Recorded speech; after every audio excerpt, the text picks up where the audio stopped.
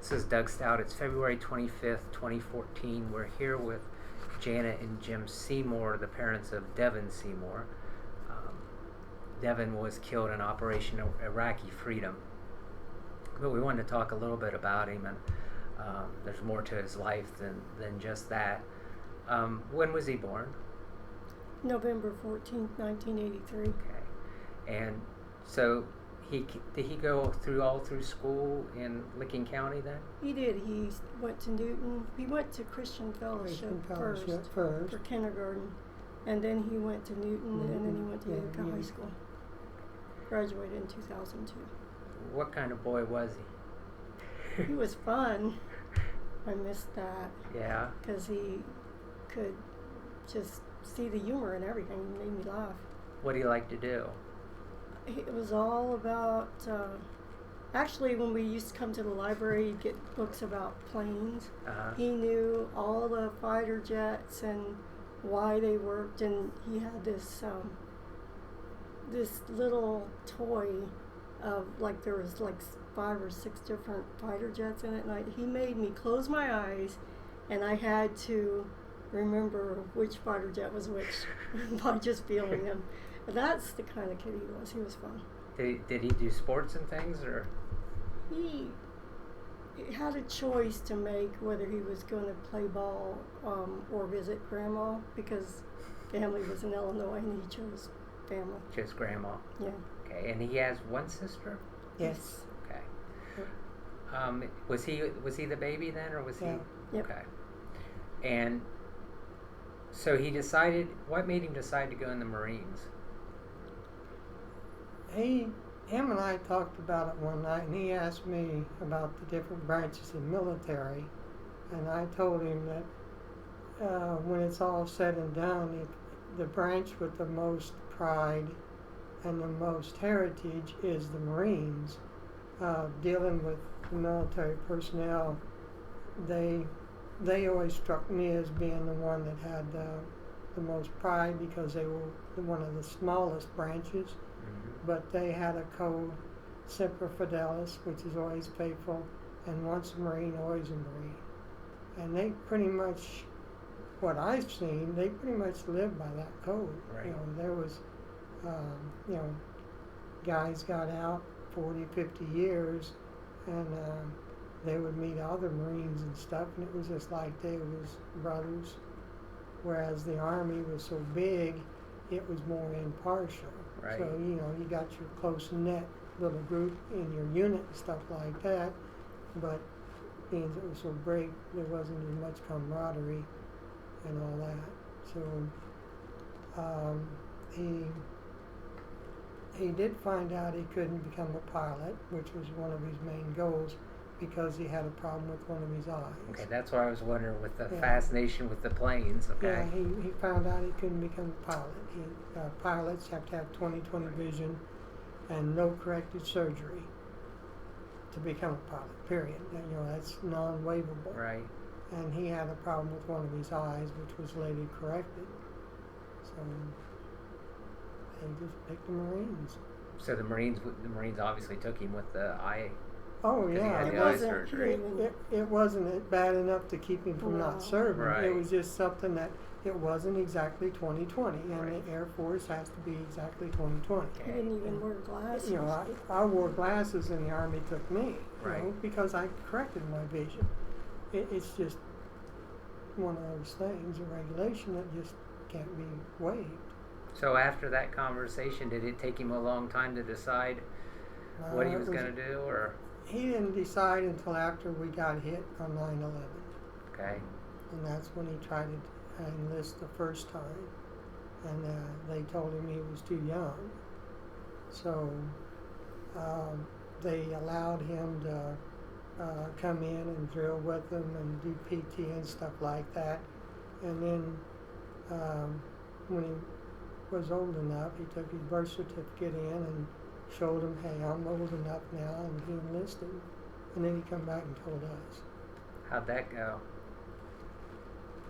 Not much you can do. I was at work, and he called and he asked for his birth certificate, and I said, "What'd you need that for?"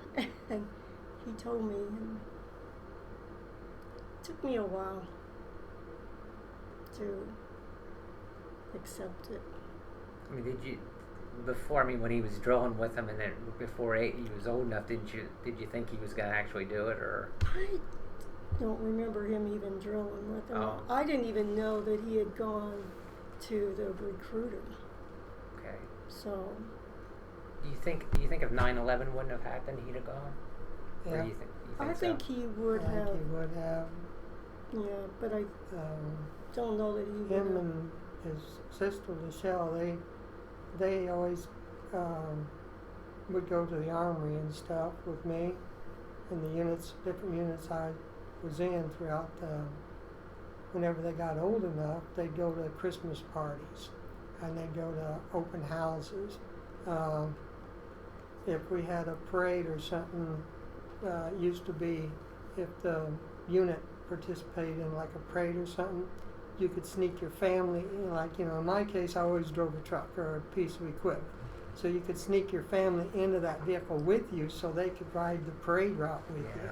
And they always did that. And then, so they pretty much grew up around, I wore a uniform every day when I went to work. I put on a military uniform.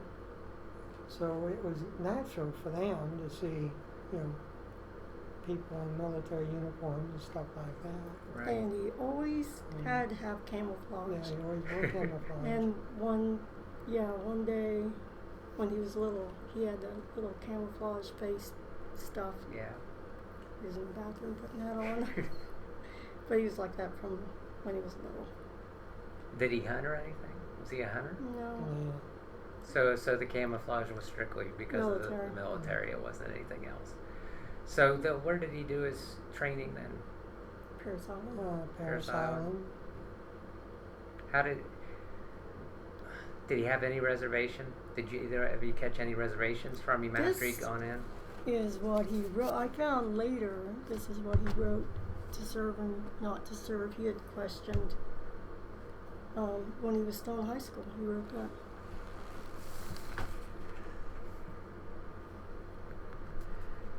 Says Devon Seymour, March 21st, 2002. To serve or not to serve, that is the question. Whether it's the right thing to do, I do not know. Whether I have the honor, courage, and commitment to my country and the Corps, I'll find out. Is it worth being torn from my life, stripped of my personality, made to feel like nothing? And who will take care of things at home? My conscience has gotten the better of me. I have to think straight. I already know it's worth the risk.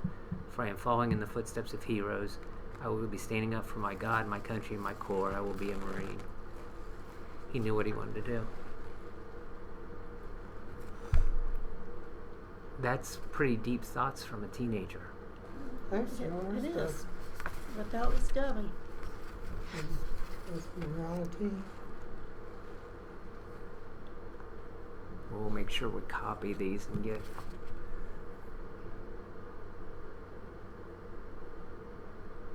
This one, he wrote February 7th, 2002. It's called Morality. He wrote, well, let's see here. Morality, that's an easy one. To me, it means you have to do what you believe to be right, even if you're the only one. For one, don't pick on people who may not be like the same as you are. I don't mean to say that you have to like them or anything, but if you don't, just keep it to yourself. Another would be if you made a commitment to someone or to do something, you should keep your word.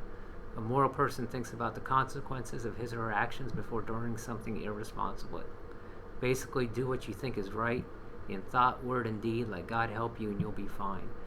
Did he just keep little journal things?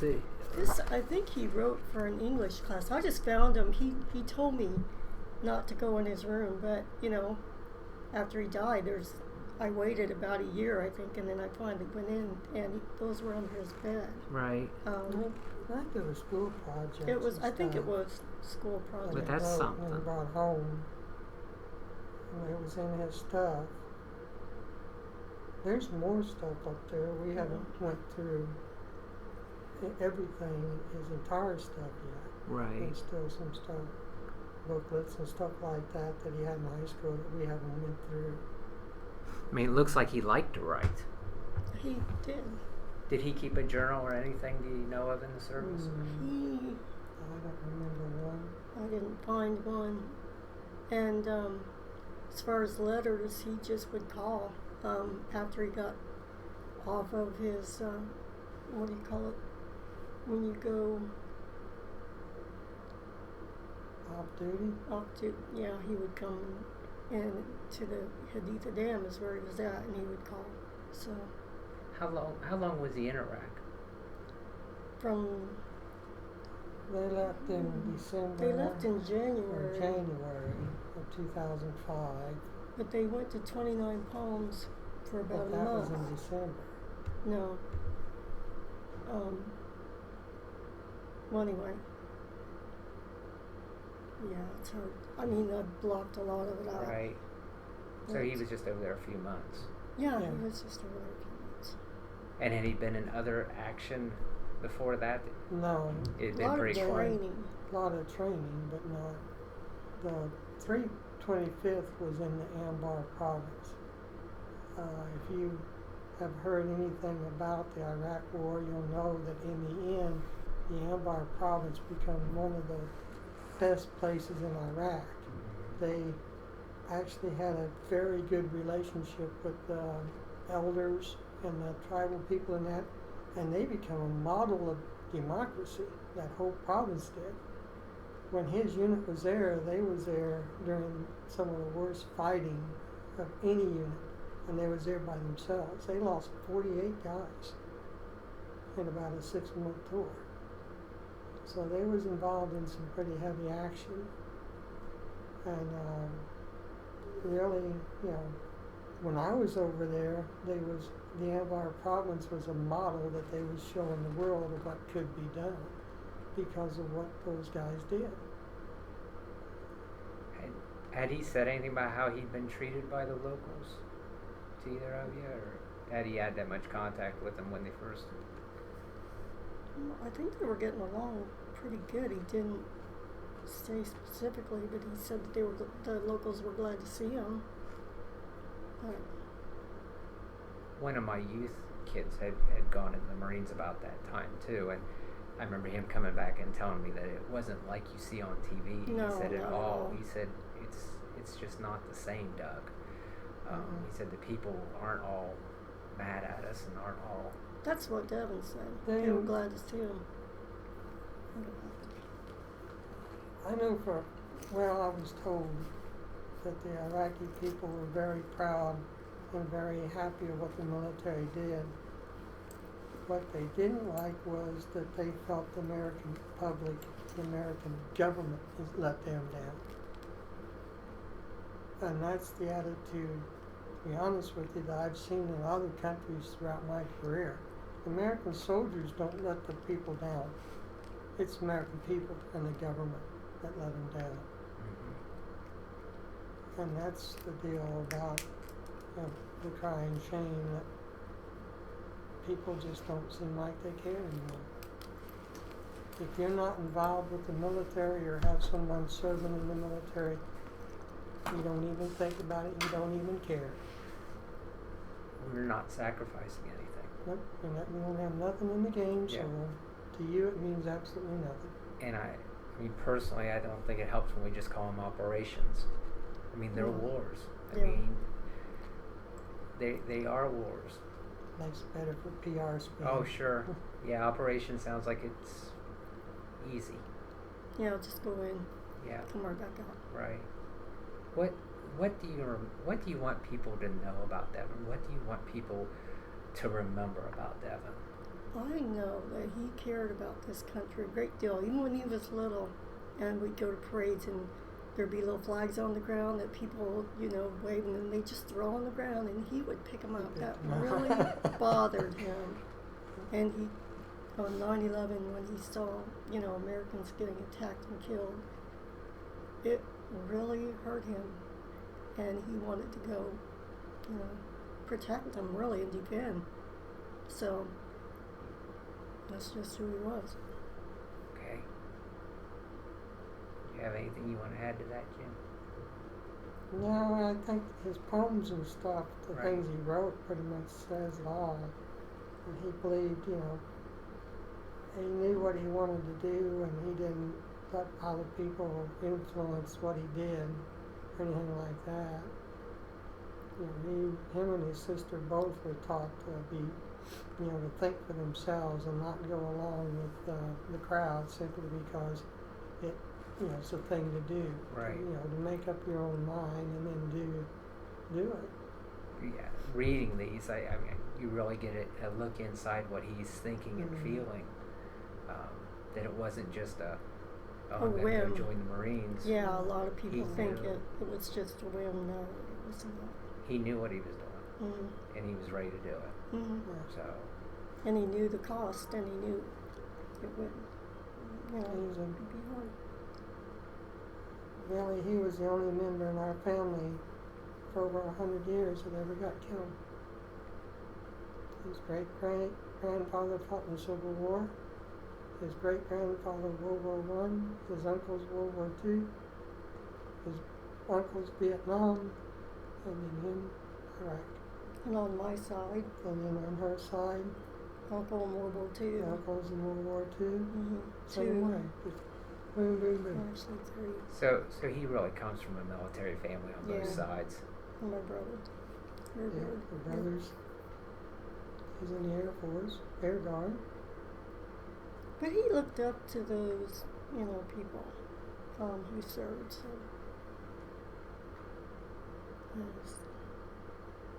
I just miss him. Oh, I bet. I mean, I talked to somebody this morning and told them what I was doing, and they said they wanted me to make sure I told you both thank you. And we know it's hard, but we won't forget him, and this kind of thing will make sure that he's not forgotten, because we can't forget any of them. So I appreciate your time. I know this isn't the easiest thing to do. So if there's anything else that either one of you want to add before we? Okay. No, we just, you know, Okay, now we're off on pause. So okay, go ahead and tell me that story. when Devon was first killed, we were approached by a group called Families United to support our troops in their mission. It was a group made up of Blue Star and Gold Star families. A Blue Star means someone in their family, immediate family, was serving in the military. Gold Star was someone like us, whose son or daughter or immediate family died. So we went to Washington, D.C., and we met with about over 400 other Gold and Blue Star families that were brought out into this organization. And when we got to talking to them, I'd say about 99% of them were Gold Star families, like us. Mm-hmm. So while we was in D.C., we met with congressmen and you know, we got with President Bush, had breakfast on the White House lawn. He invited us over and toured the White House. But while we was out there was another group, and they was about maybe 50 to 100, and they were protesters against the war. Whenever we met up with them, we was, you know, they knew who we was because we was wearing red shirts with Families United and stuff on it. When we met up with them, we were cussed at, we were spit at, we were told that our son got exactly what he deserved because he was killed. The news people that was out there didn't say a thing about the rally that we had, not only with us, 400 plus of us, but over 100 and some plus veterans who went to Iraq and Afghanistan, met with politicians in the park, over 500 people. Not a thing about that on the news, the local news. Mm-hmm. But yet they had the protesters, who were less than 100 of them. Every night, something about them. Every night, their pictures was on the TV. And families who servicemen were died were cussed at and spit on. Not a thing said about us. The politicians didn't even say nothing. They didn't have enough guts to stand up against these people. The cops were there to protect them, not us. That's what I was just going to ask you. I mean, Yeah, I just remember this reporter going to them to get their story and not to us. And I remember thinking at the time, this is ridiculous. And we watched the news. Crazy. Each one of us, we was in the hotel with the other families, and we made a point. So the next morning when we got up to have breakfast, we said, "Hey, did you see anything on the news last night?" "No, I watched this channel, this news. Not a thing about us, but about the protesters." "Oh yeah." To show you how dirty they was whenever they had a parade in Washington, D.C., you got to have a permit. So the protesters, they found out that whenever they had the parade down down the street, they put all the groups together. The cameras are over here. The protesters split out their people and put them all the way down through here. They were walking with people that were protesting against some Asian, humane and humanitarian rights. Right. But when the news people put it on, they showed everybody. They grouped everybody in there, which looked like 1,000 people out there protesting. Right. That's how dirty they was. And they're doing it this day. They're still doing it. And it's getting worse. See, I just can't comprehend that. I just can't. I wouldn't have believed it unless We I called saw them it. pinkies because they were saw dressed it. in pink and black. We talked, like I said, we talked to the families. We laughed about it. We actually thought it was funny. We actually made fun At of the them time, I just and stuff. didn't Other realize families, how bad it was. But yeah, the cops were there to protect them. Okay. They would have cracked down on us in a heartbeat, Right. but they didn't do a thing to them. It was all political correctness. They had the power, they had the right, we had nothing. Do you feel like you get support now? No, Okay. What? No. What? I mean, we get support from people like us. People whose sons has died or their loved ones have died. We get support from ex-military, ex-PACs. Well, the government, we get nothing. what could they do? I mean, what do you? They can enforce the Constitution. They can quit playing political correctness. They can start telling the American people the truth. Good. I agree. How did you keep from? How did the guys with you keep from hitting it? I mean, I I'm think sorry, we were but stunned. We were stunned, but we used humor. okay. We had to, Right, because you can't just go off on them. I mean, because you'd have been arrested. Right. Yeah, we would have been arrested, and it would have made the news. Oh Yeah, yeah, well, it would have because made the news then. They yeah. was really waiting for us to, and when they did the rally, they actually had all the major news people there for the rally, and filmed it and everything. The protesters, the pinkies, started slipping into the crowd and stuff and yelling, Just baiting. baiting, trying to bait Oh, us and trying to they bait tried the to bait speakers me. up there. Yeah. Definitely. But No nobody respect. took the bait. So they didn't have a thing about it on the news. Not a thing. Because we didn't take the bait. Admire your self-control. No, it was more. More She's the stunned. one that stopped me. Oh, yeah. 'Cause I just seemed, Yeah, you know, because they just don't have any ideas. they have no idea. They don't. Everybody thinks that they know what it's like to put on a uniform and go to a foreign country and have rockets and stuff going over your head and hearing, stuff like that and seeing your buddies die, but they have no idea. They think that if you're a football player and you're a big quarterback, oh, those are the people we're supposed to admire. They're heroes. They think if you're a two-bit politician who's done absolutely nothing but stay in the House of Representatives and do nothing, or the Senate, or even the presidency, oh, they're big heroes. They have no idea what it is to serve, and they, as far as I'm concerned, are not serving this nation, period. Yeah.